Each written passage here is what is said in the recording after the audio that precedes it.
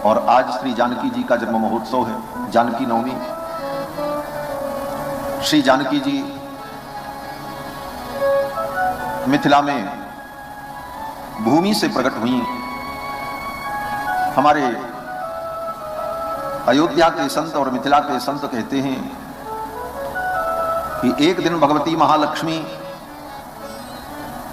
अनेक लोकों में भ्रमण करते हुए धरती पर आईं, तो महालक्ष्मी ने देखा कुछ लोग अपने विवाह की वर्षगांठ मना रहे थे। लक्ष्मी जी ने विवाह की वर्षगांठ का उत्सव देखा तो लौटकर जब वैकुंठ गई तो जाकर के भगवान से कहा, प्रभु हमारे आपके जीवन में सब प्रकार के उत्सव हैं, आनंद हैं, लेकिन हमारे आपके विवाह की वर्षगांठ नहीं मनाई जाती। क्यों? बोले वैकुंठ में भगवान का विवाह तो हुआ नहीं। वैकुंठ में भगवान प्रिया प्रीतम नित्य दंपति हैं, सनातन पति पत्नी है। ऐसा तो है नहीं कि विवाह होने के बाद लक्ष्मी जी उनकी पत्नी बनी हो।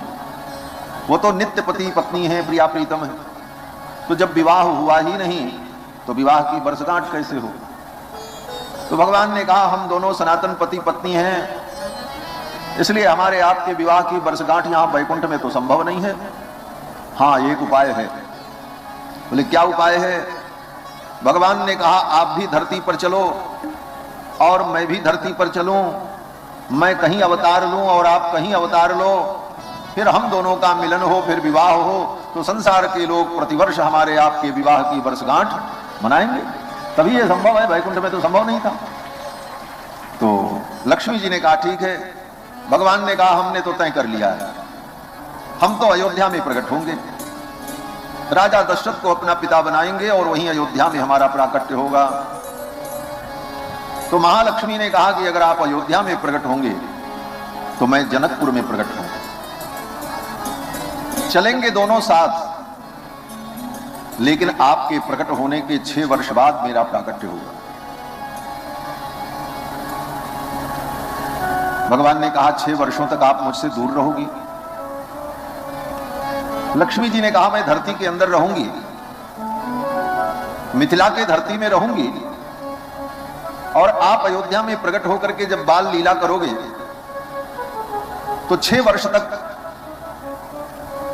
धरती के अंदर रहती हुई, धरती के अंदर से ही भीतर भीतर अयोध्या की भूमि में आकर के आपके चरणों का स्पर्श करती रहूंगी और आपकी लीला का दर्शन करती रहूंगी।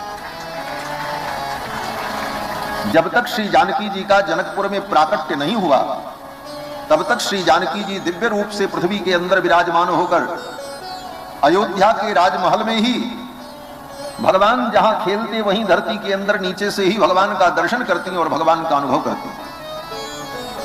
निरीक्ष स्वात्मीय मुखार विंदम सीतेव स्वालिंगन भावमश्नुते।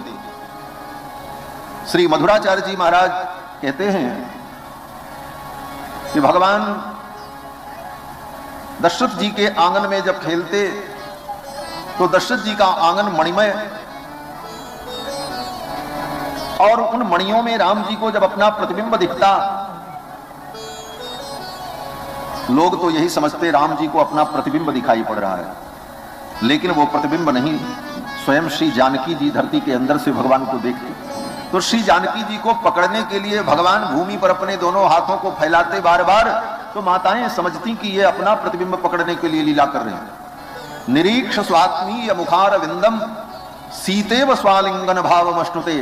सीता जी को ही प्राप्त करने के लिए राम जी बार बार उस प्रतिबिंब को पकड़ने का अभिनय करते। और 6 वर्ष तक किशोरी जी भूगर्भ में रहीं, और फिर जब रघुनाथ जी 6 वर्ष के हो गए तब किशोरी जी यहां मिथिला में जनक जी के यहां उनके यज्ञ भूमि से भूमि का आकर्षण करते हुए जब जनक जी महाराज हल चला रहे थे तो हल के अग्रभाग से सीता जी का प्रादुर्भाव हुआ। आज ही के दिन, वैशाख शुक्ल नवमी के दिन, और भूमि से जब प्रकट हुई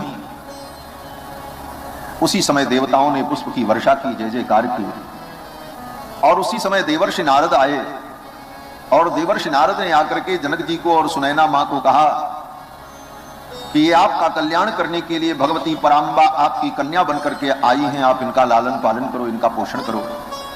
फिर तो श्री जनक जी महाराज ने भूमिजा को अपने गोद में उठा लिया और फिर लेकर के महल में आए और श्री जानकी जी का पालन पोषण किया।